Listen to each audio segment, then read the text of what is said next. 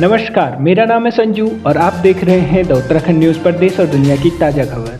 मैं कई बार सुनता हूं कि हमारे इतिहास को गलत तरीके से लिखा गया है, हमारे इतिहास को तोड़ मरोड़ कर लिखा गया है। हो सकता है वो सही। गृह मंत्री अमित शाह ने कहा, मैंने हमेशा सुना है कि हमारे इतिहास को तोड़ा मरोड़ा गया है और गलत तरीके से लिखा गया है। ये सच हो सकता है, लेकिन हमें अपने गौरवशाली इतिहास के बारे में लिखने से कौन रोक सकता है। केंद्रीय गृह मंत्री अमित शाह असमीय योद्धा लचित बोरफुकन की 400वीं जयंती समारोह में शामिल हुए।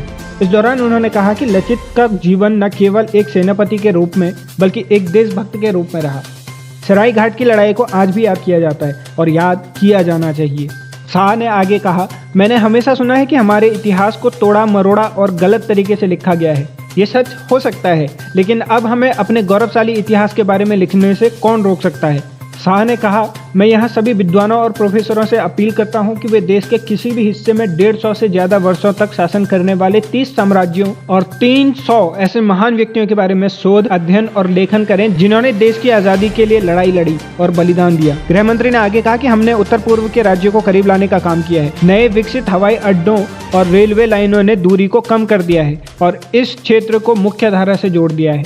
मैं कई बार सुनता हूँ, मैं भी इतिहास का विद्यार्थी, मैं कई बार सुनता हूं कि हमारे इतिहास को गलत तरीके से लिखा गया है, हमारे इतिहास को तोड़ मरोड़ कर लिखा गया है। हो सकता है वो सही है, परंतु हमारे इतिहास को गौरवमय तरीके से लिखने में अब हमें कौन रोकता है। हमें पुरुषार्थ करना पड़ेगा, हमें संशोधन करना पड़ेगा और हमारे इतिहास को गौरवमय तरीके से विश्व के सामने रखना। आज इतने सारे विद्यार्थी बैठे हैं, यूनिवर्सिटी के प्रोफेसर्स भी हैं, मैं तो उनको आह्वान करना चाहता हूं कि इतिहास को तोड़ा है, मरोड़ा है, गलत तरीके से लिखा है, ये विवाद से बाहर निकल जाइए।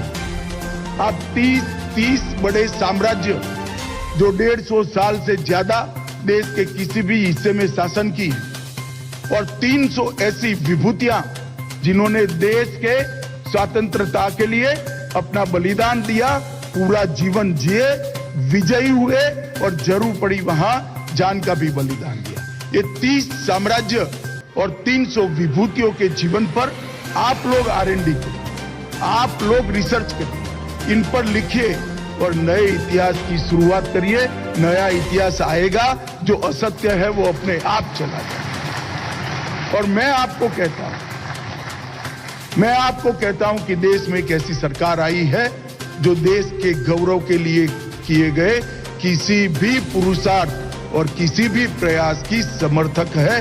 आप आगे आइए, रिसर्च करिए और इतिहास को फिर से बनाने का प्रयास करिए और इसी प्रकार से हम आने वाली पीढ़ी को प्रेरणा दे सकते हैं।